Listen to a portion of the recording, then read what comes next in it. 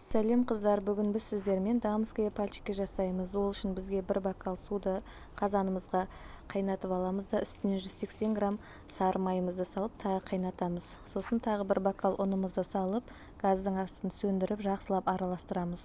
Суыған массамызды 2-2 жұмыртқадан сала отырып, 4 жұмыртқа салып, жақсылап біркелкі масса болғанша араластырамыз. Міне осындай дайын болады.